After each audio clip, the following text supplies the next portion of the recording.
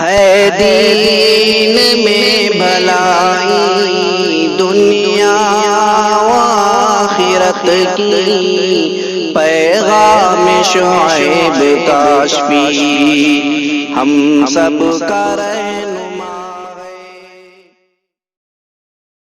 حضرت عائشہ فرماتی تھی رضی اللہ تعالیٰ عنہ، بہت سارے فضائل ہیں، بہت بڑے عالمہ تھی، صحابہ میں بھی اور صحابیات میں بھی حضرت عائشہ سے بڑی کوئی عالم نہیں تھی۔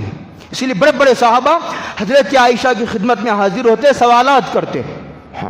حضور کی نبوت کا آدھا علم حضرت عائشہ کو محفوظ تھا رضی اللہ تعالی عنہ۔ اور کہتی تھی حضرت عائشہ، میں ہی ایک وہ لڑکی ہوں جو باکرہ تھی، جو حضور کے نکاح میں آئی، باقی سب بیوہ تھی۔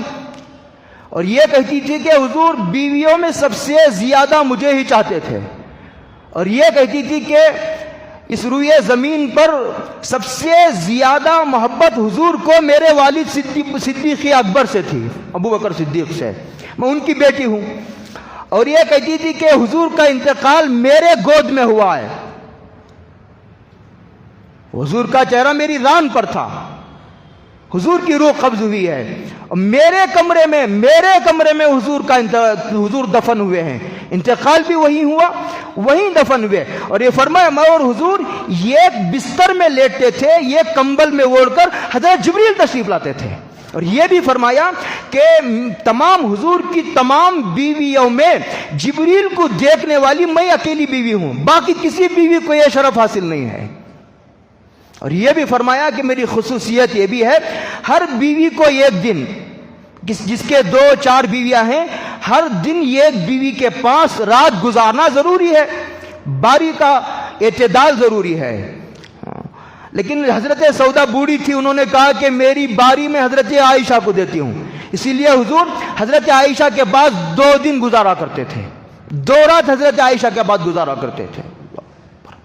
اور پھر یہ فضیلت بھی حضرت عائشہ کو حاصل ہے کہ جب منافقوں نے حضرت عائشہ پر تہمت لگایا، تہمت باندھا، تو اس وقت سورہ نور کے 2 رکوع حضرت عائشہ کی برات میں نازل ہوئے، آسمانوں سے نازل ہوئے۔ حضرت عائشہ کہتی تھی کہ یہ ساری میری خصوصیات ہیں۔ یہ تیسری بیوی تھی۔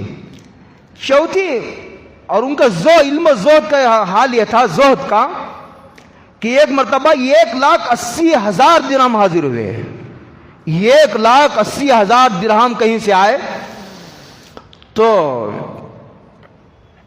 پورے تقسیم کرنے کے لیے حضرت عائشہ بیٹھ گئی، باندھی بھی تھی، دیتی تھی، وہ تقسیم کرتی تھی۔ اعلان کرو، اعلان کروایا پہلے کہ مدینے کی گلیوں میں اعلان کرو کہ غریبوں کے درمیان مال تقسیم ہوگا۔ 1,80,000 درہم تقسیم کیا، تقسیم کرتے رہے یہاں تک کہ پورا تقسیم کر دیا۔ جب پورا تقسیم ہو چکا تو باندھی نے عرض کیا کہ آپ روزے سے ہیں، افطار کے لیے کچھ نہیں ہے، افطار کے لیے اگر کچھ رکھ لیتی تو بہت اچھا تھا۔ حضرت عائشہ نے فرمایا کہ باؤلی پہلے کیوں نہیں کہہ دیا؟ یہ حال تھا حضرت زہد کا۔